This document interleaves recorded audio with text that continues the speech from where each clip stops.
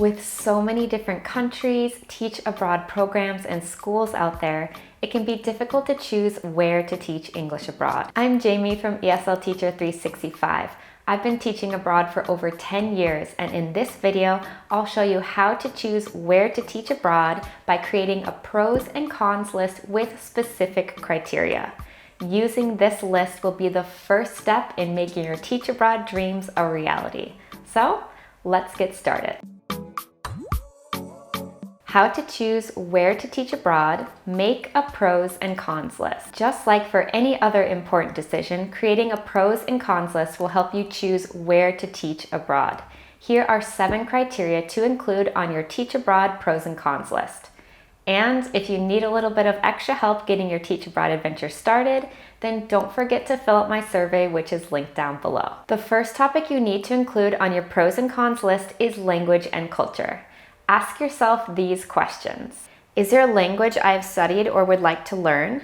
Do I find it difficult to learn languages and need a place where English is spoken? Which cultures are interesting to me? Would I feel more comfortable in a culture different from my own, or would I have the best experience in a similar culture to mine? When I taught in Spanish-speaking countries and in Egypt, I had already studied the local languages, so I was more comfortable in daily life. However, when I taught in France, I didn't have much experience with French, so I did find it a bit harder to adapt, but slowly I began to pick some up just from being in France and listening to the kids speaking to each other in French. In terms of culture, teaching in Spain and France wasn't so different from my American upbringing. Of course, there were cultural differences here and there, but they were much more pronounced when I spent time in Egypt. You really need to consider what your personal comfort zone is and how willing you are to step out of that comfort zone.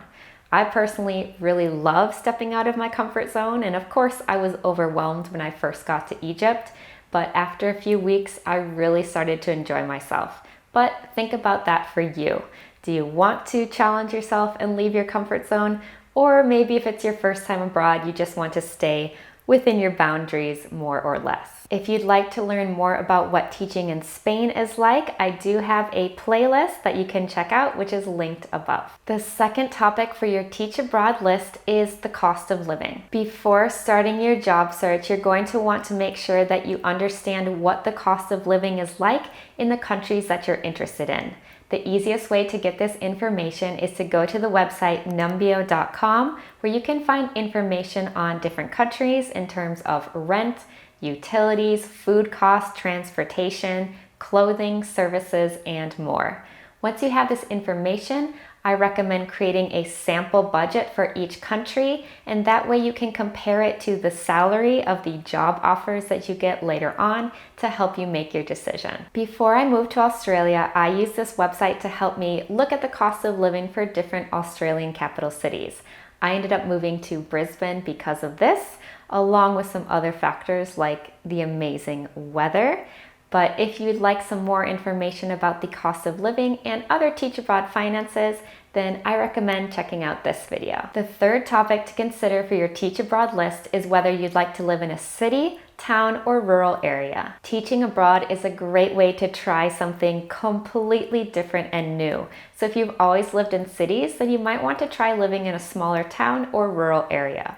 On the other hand, if you know that you're a city dweller and you really thrive on having lots of social activities and things going on, then you might want to stick with that. Just a word of warning, if you're applying for a language assistant program like Auxiliares de Conversación in Spain, TAPIF in France, JET in Japan, EPIC or TALK in South Korea, you're not going to be able to choose exactly where you want to teach. You're going to choose a broader region, and you could be in a small town, city center, middle of nowhere. It's not up to you, unfortunately. I lived and taught English in Madrid for 5 years, but all 3 of my schools were actually located in the suburbs.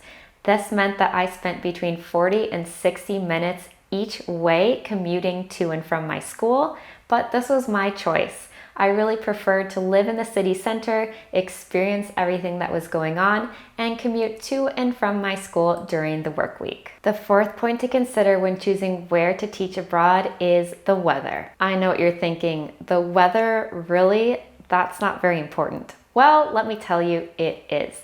If you're someone that's used to a dry climate, then moving to a place where it rains all day, every day is going to be a bit of a change.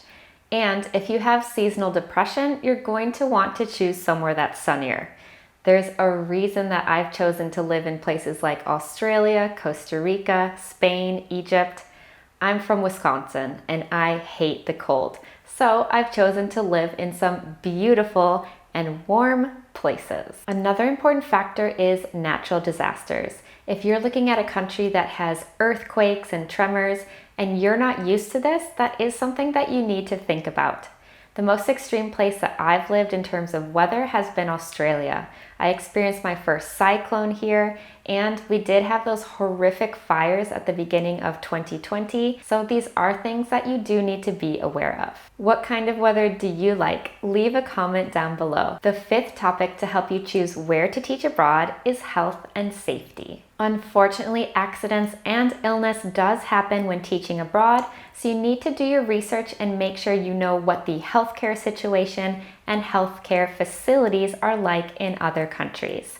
Some schools and programs will offer you healthcare during your teaching contract, and in other cases, you'll need to get healthcare before you can even get your visa to teach abroad. I went to the hospital in Spain and Australia, and I actually ended up getting surgery in Costa Rica. So this is definitely something that can happen. The CDC website has some great country guides where they will give you information on what medicines and vaccines you might need, and also some health system conditions reports. So definitely check that information out. In terms of safety, you need to be aware of your surroundings at all times. This could be as simple as crossing the street, or growing civil unrest, or pickpocketing. Always trust your gut, and if something seems unsafe, have an escape plan and an emergency contact ready. The sixth topic on your pros and cons list will be travel opportunities. Are you hoping to travel during your time teaching abroad? Would you like to visit nearby countries? Or would you like to spend more time traveling within your new country, visiting different regions? Unfortunately, right now with all of the border closures, this is a bit different than previously because there are a lot of restrictions in place, and these restrictions can change at any time. But hopefully things will begin to open up soon. In my case, when I taught in Europe, I was able to visit a lot of different European countries and even some countries in Northern Africa. However, in 2020 and 2021, I've been in Australia and our borders have been closed for most of it. So I've gotten to know my state of Queensland very, very well, but that's about it. The last topic to consider when trying to choose where to teach abroad is personal interests. Do you play any specific sports? Do you enjoy nightlife or live music? Are you looking to live somewhere that's historical or has castles in that region? Would you like to live close to the water or up in the mountains? These personal interests and preferences, while small, can actually have a big impact on choosing where to teach abroad. As a dancer, I'm always looking for opportunities to take or teach dance classes when teaching abroad. This is a great way to meet people and continue my passion for dance. I also love birds, so living in Australia with its amazing bird wildlife has been a dream come true. How to choose where to teach abroad, next steps. Okay, now that you have your 7 criteria for how to choose where to teach abroad, the next step is to go through the list for each country that you're interested in. Remember that the more time you spend researching and really looking at the details, the better teach abroad experience you'll have.